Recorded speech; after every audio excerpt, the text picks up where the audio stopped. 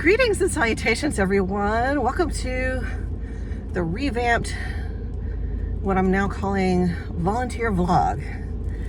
Now it's been ages since I've done one of these, but I felt it necessary, and I've been meaning to make one of these update videos for a little bit. For those of you who may just be joining, visiting my channel or whatever, so I am a former, now officially a former, elementary music educator. Technically my certification is for pre-K through 12. I still have my certification, by the way, along with my ESOL certification. And eventually I will get back to earning my PhD in education, or at least that's my plan. Everything's on hold right now though, because over the last 2 years, since I had fallout and what caused me to be unemployed, I have been wrongfully accused of a lot of things. Discriminated against because of my disability, not supported by my longtime employer, plus a employer that I had intended to be temporary, but not that temporary, and who should have known better. I'm on the hunt for a new rheumatologist or a new physician that will actually support my disabilities. I was diagnosed roughly about 2 years ago now, officially, with fibromyalgia and ankylosing spondylitis. Now, fibromyalgia, for those who don't know, is what they often term for chronic pain issues, widespread pain throughout the body, that tends to be nonstop, and because it affects the tendons and the muscles throughout the body.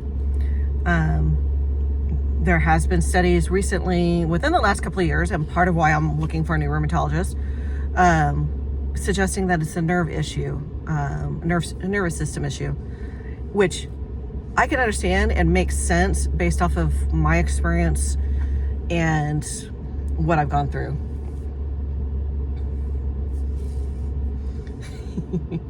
And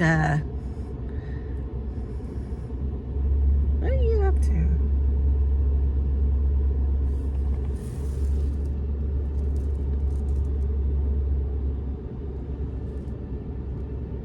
Yeah. Sorry, my father-in-law came out and he looked like he was up to something. He is.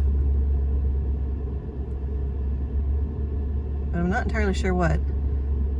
And I don't know that I want to know.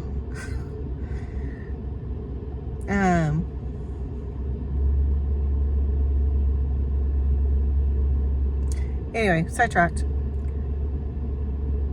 So yeah, fibromyalgia is, and the thing is that it was being used as a holding diagnosis for me, but it was kind of confirmed when I had switched rheumatologists originally in the practice that I was in.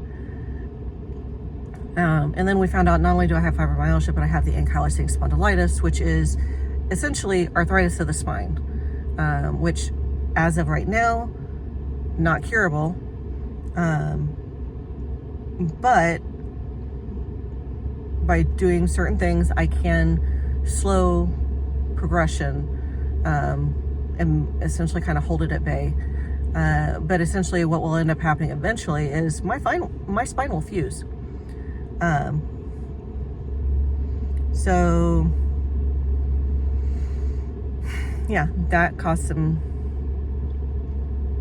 very huge frustration, because knowing that I have these chronic illnesses and knowing I had this diagnosis, but not being able to really claim disability support from either of my places of employment, that really, I mean, should be on the forefront. They should already know and have things in place and be okay with it.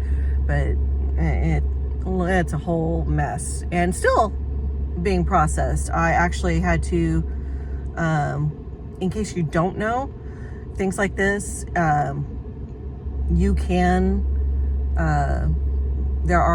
reach out to the EEOC, and they often work with your state. Typically has what they call a human rights committee or commission. Not sure which it is right off the top of my head, but I'm working with my state's crew, and so there is a whole process with that, and I may end up going to court against them regarding my situation. Still waiting my state's unemployment, like so many.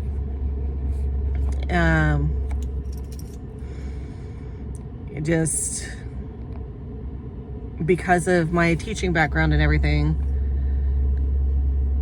they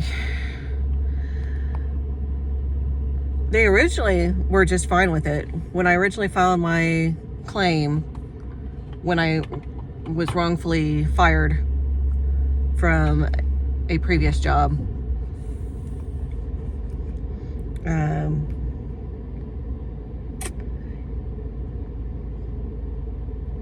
yeah, it was it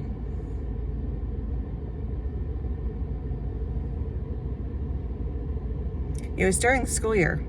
So, and I don't know why they make such a deal about it, but during the school year, they had no problem with the fact that I had worked within the last couple of years as a teacher.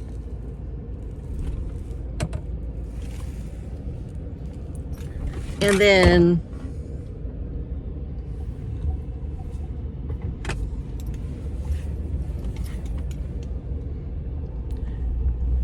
we found out that my mother actually was diagnosed with cancer, which is, anybody who's dealt with that knows that that is a huge thing and hard to process, hard to deal with.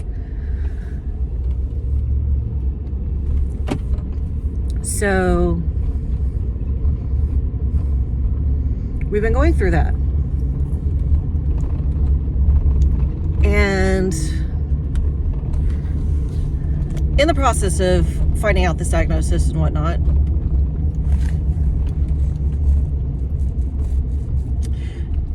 I evidently let my claims lapse because I lost track of time. And it was just a whole mess. By the time I tried to reopen the claim, they're like, oh, well, it's summertime, so now you got to prove something about viable employment. And I'm going, yeah, I would love to. By this time, I found out about the wrongful accusations from my previous employer. And of course, the problem being is that that previous employer I had been working for since I graduated from college. That's 16 years that I had been working for them. And I shouldn't have any trouble, but I had one stinking administrator who went in and decided, because she didn't like something I said about her, flagged my account.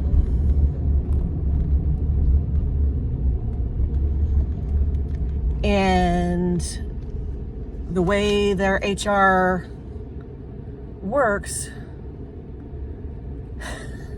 they don't question it.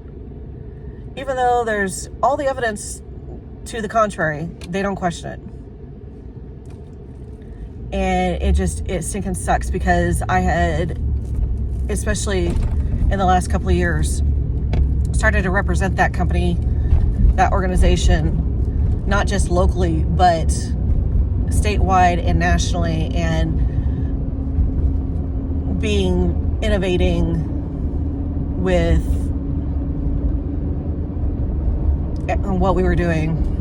I'm trying not to get too much into it because I don't know how much I can share with it because of how things are being processed right now. But that's the gist of it. So anyway, because of all this, long story short, I am unable to pretty much gain employment anywhere, because anytime I try to apply for a position, who do they go to? They go to that one employer that was most recent, and they say, oh no, we flagged them for not to hire because of supposedly these false accusations. They don't want somebody working for them that has these accusations against them, and they don't question it. So even though I have up to my master's, I was working on a national certification and working on my PhD, it's all for naught right now, the way things are set up.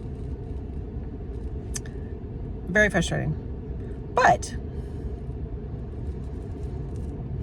I'm very determined. And I am I actually, you may have noticed, I don't typically drive while I make these, but I am taking it slow. I'm being careful. I am paying attention, which is why I'm not really looking at the camera. I promise, because I know one of my family members is going to see this and go, you shouldn't be doing this. You should have stayed parked to the drive. I get it. But here's the thing. And I'm trying to wrap it up before I really get into the thick of traffic. I have essentially labeled myself as a professional volunteer right now because I really can't do anything else other than my startup business, which I'm actually looking to kind of shift things a bit in how we operate. Because as much as I need the income for myself in order to support my family, that I appreciate, but I want to be able to be there and support some of the work that I had been doing. It frustrates me that I'm not able to help like I want to, some of these other things. More on that to come in different videos, different time. But I am actually on my way being a professional volunteer. I'm heading up to my former place. Those who know me, I'm actually, like I said, I'm a former teacher. So I'm going up to the last school that I worked at, that I had been working at for 10 years. They just got started last week, and some of them are having a really hard time. Not surprising with the state of things. Some of them are having a really hard time. And so I'm heading back up there today to kind of help support my colleagues and to touch base with a few more students that I had worked with personally, mentored over those last few years especially, and see how, kind of check in with them and see how they're doing. So, all right, I gotta let you go. More later. Love y'all. And I'll talk to you next time. Bye.